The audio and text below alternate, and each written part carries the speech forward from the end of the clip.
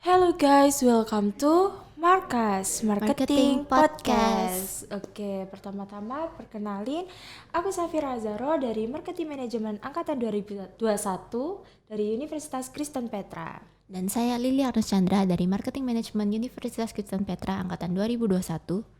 Dan kami berdua akan menemani teman-teman semuanya dari awal hingga akhirnya nanti. Oke, Li, kamu udah pasti tahu dong kita bakal ngebahas apa hari ini. Pastinya udah tahu dong. Oke, kalau begitu kamu boleh dong spill sedikit nih. Kita tuh bakal ngebahas apa sih hari ini? Oke deh, jadi hari ini tuh ya kita bakal membahas tentang salah satu perusahaan yang kita kunjungi waktu studi ekskursi nasional ke Jakarta kemarin nih. Boleh nggak sih Fir di-spill perusahaan apa sih yang bakal kita bahas hari ini? Boleh banget dong. Jadi hari ini tuh kita bakalan ngebahas tentang perusahaan yang pertama kali kita kunjungi waktu Senas kemarin, yaitu adalah Monster Group. Betul banget nih. Oke kalau gitu kita langsung mulai aja ya Fir. Boleh?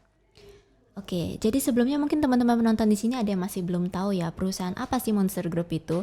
Nah, jadi bagi teman-teman yang belum tahu, aku bakal jelasin dikit ya. Jadi Monster Group itu adalah perusahaan berbasis IT yang didirikan pada tahun 2011 yang memulai bisnisnya sebagai penyedia layanan telkom dan saat ini sudah mengembangkan bisnisnya dalam berbagai bidang mencakup HR Service Solution, IT 360 Solution, dan Creative Powerhouse. Dan Monster Group ini sendiri juga sudah memiliki cabang di beberapa negara ya, seperti di Amerika Serikat, Vietnam, Singapura, dan tentunya juga di Indonesia. Jadi perusahaan Monster Group ini bukan perusahaan kecil ya teman-teman. Betul banget, Li. Dan Monster Group ini di Indonesia sendiri juga sudah memiliki satu kantor pusat yang berada di Ciputat, yang waktu itu kita kunjungi waktu Senas kemarin. Terus Monster Group juga memiliki 7 cabang yang ada di Indonesia gitu. Dan mereka juga memiliki lebih dari 300 karyawan gitu. Dan dengar-dengar nih, Li, eh, cabang dari Monster Group itu ada di Surabaya juga loh. Iya bener banget nih. Dan oh ya, setiap perusahaan itu kan pasti juga punya value-nya masing-masing ya. Nah, Monster Group ini sendiri juga pastinya punya dong. Nah, kalau aku bakal jelasin dikit ya ke teman-teman. Jadi value dari Monster Group ini adalah ACES yang merupakan singkatan dari Agile, yaitu mahir dalam beradaptasi dan menguasai hal baru dengan cepat. Komitmen yaitu kemampuan untuk mewujudkan janji menjadi hasil yang nyata. Excellence yaitu mampu memberikan hasil yang luar biasa apapun itu tugasnya, dan yang terakhir adalah sinergi yaitu aktif dalam berkolaborasi untuk meraih tujuan bersama. Betul banget nih, Li. Oh iya, kamu tahu nggak, Monster Group ini juga sering mendapatkan beberapa penghargaan dalam berbagai bidang. Nah, dan juga Monster Group sendiri udah mempunyai banyak klien-klien besar loh. Contohnya nih ya, ada ada Shopee, KFC, ada Grab, ada Gojek, terus ada BCA dan Mandiri dan banyak banget yang lainnya. Yes, jadi sekali lagi Monster Group ini bukan perusahaan ecek-ecek ya teman-teman. Oke nih, karena kita tadi udah membahas singkat ya soal latar belakang dari Monster Group ini. Kalau gitu sekarang boleh dong diceritain dikit Fir tentang apa sih yang kamu dapetin selama kamu kunjungan ke Monster Group waktu ini. Sebenarnya yang aku dapetin di Monster Group itu aku dapet sandwichnya sih. Gak ada yang bercanda. Jadi aku tuh mau jelasin sedikit ya. Kalau kita itu di sana tuh dijelasin tentang anak-anak perusahaan dari Monster Group sendiri. Contohnya nih ada Ubud. Nah, Ubud ini dia tuh bergerak di bidang kayak digital marketing, production house, dan event organizer. Lalu selain Ubud juga ada Beckett, ada Monster ER, ada TOG, dan banyak yang lainnya juga. Yes, dan di sana kita juga diajarin langsung sama kakak-kakak dari Obol tentang apa itu digital marketing, kelebihan dan manfaatnya. Terus kita juga diajarin tentang SEO, SEM, GDN. Kita juga ada dikasih tahu kayak apa sih perbedaan dari social media organic dan social media ads, dan masih banyak banget materi lainnya tentu saja. Nah, terus terakhir itu juga kita ada dikasih kayak study case gitu ya untuk diskusiin per kelompok contoh kasus terkait social media marketing ya. Nah, sebelumnya nih aku mau coba tes kamu dulu nih Fir. Kamu masih ingat gak sih apa itu digital marketing dan kelebihannya? Ingat dong, jadi aku mau jelasin sedikit ya buat teman-teman yang lagi dengerin podcast hari ini. Jadi digital marketing itu adalah upaya pemasaran produk atau jasa melalui internet dengan tujuan menjangkau lebih banyak konsumen. Dan digital marketing juga punya beberapa kelebihan nih, seperti sebagai alat branding untuk perusahaan, sebagai platform jual beli, dan banyak yang lainnya. Benar nggak, Li? Yap, 100 untuk kamu sih. Nah, karena kamu udah bener tadi nih Aku mau coba tanya kamu satu pertanyaan lagi deh. Kalau soal SIM dan JDN kau masih ingat gak? Waduh, SEM dan GDN ya. Aku tuh kayak inget-inget dikit gitu ya kan tentang SEM dan GDN ini. Jadi kalau SEM atau Search Engine Marketing itu adalah suatu upaya iklan digital berbayar di result page search engine.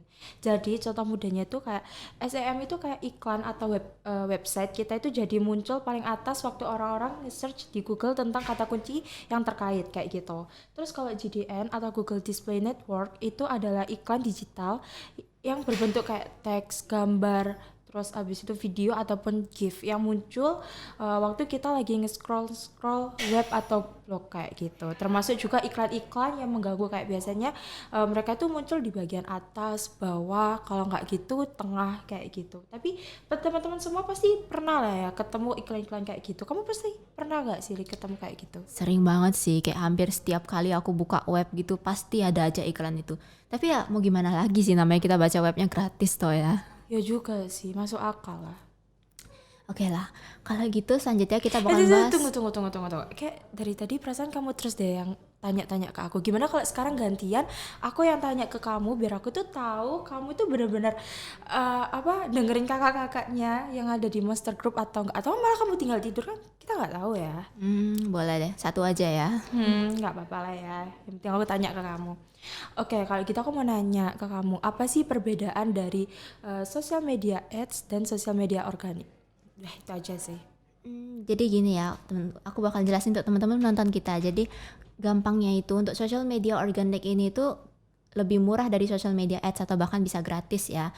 Nah, dan di kita tuh di social media organic nggak perlu modal banyak-banyak, cuma perlu modal konsisten posting aja. Nggak kayak social media ads kita harus punya expert dalam bidang social media advertising. Tapi jelas trafficnya social media organic ini juga jadi lebih sedikit ya dibanding social media ads.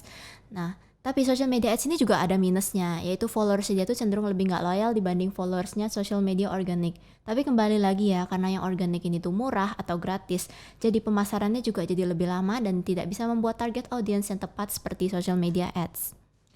Wah, keren-keren. Berarti kamu benar-benar dengerin kakak-kakaknya ya, Li. Iya dong. Oke nih, kayaknya tadi kita cukup banyak yang jelasin soal materi-materi yang kita dapat. Gimana kalau sekarang kita ngobrol tentang office tour atau pengalaman-pengalaman apa sih yang kita dapetin selama di Monster Group itu gimana? Biar penonton kita juga nggak bosen nih denger materi terus. Boleh banget. Gimana kalau kamu dulu deh yang coba jelasin? Boleh sih. Kalau dari aku sendiri ya aku inget banget pas kita pertama datang itu, pas kita perjalanan ke ruangan meetingnya itu dan waktu kita diajak office tour, aku tuh ngeliat ada banyak kayak vending machine dan mesin-mesin lainnya yang dibuat oleh tim dari Monster Group itu sendiri. Kayak keren banget sih. Habis itu kita tuh juga ada diajak pas office tour, diajak ke kantor-kantor kakak-kakak dari Obold itu. Jadi kita bisa lihat langsung kakak-kakak dari Obold itu kayak apa sih tempat kerjanya. Terus kita juga bisa langsung nanya-nanya ke mereka kayak apa sih kerjaannya mereka setiap hari gitu loh. Kalau kamu sendiri gimana, Fir? Kalau aku sendiri nih ya, yang aku inget tentang di Monster Group kemarin ya, itu bukan tentang kayak office tour-nya ya. Karena aku tuh pengen ceritain ke teman-teman itu kayak gimana sih kakak-kakak yang ada di Monster Group gitu. Jadi kakak-kakak di Monster Group itu benar-benar yang welcome banget ke kita. Terus kakak-kakaknya juga menyenangkan. Terus kalau kamu ingat ya Lia, kita tuh dapat souvenir ya kan, souvenir dari kakak-kakak Monster Group gitu. Nah souvenirnya itu kita udah dapat kayak alat tulis kayak notes gitu sama ballpoint kayak gitu. Tapi sayangnya waktu mau balik ke Surabaya hilang, aku lupa naruh di mana gitu. Sayang banget gak sih? Ya sama dong kita. Punya aku ya juga hilang sih. Padahal aku tuh kayak inget rasanya pas turun ke hotel itu aku udah masukin ke tas. Tapi kok bisa tiba-tiba gak ada gitu ya. Nah itu aku juga bingung ya, karena memang kitanya yang teledor atau gimana kita nggak tahu. Tapi nggak apa-apa, itu souvenir yang hilang kita nggak apa-apa. Tapi yang pasti semoga ilmu-ilmu dari kakak-kakak dari Monster Group ini tuh masih teringat gitu ya sama anak-anak yang ikut SE kemarin. Benar nggak Li? Ya, dan harapannya juga tentu saja agar teman-teman yang sudah mendengarkan podcast kita hari ini juga bisa mendapatkan ilmu baru yang mungkin bisa berguna untuk studi dan karir teman-teman ke depannya nih. Setuju banget.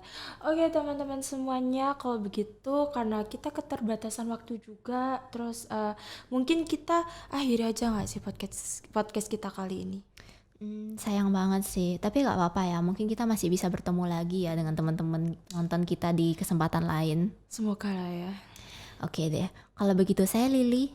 Saya Safira. Kami pamit undur diri dan See you.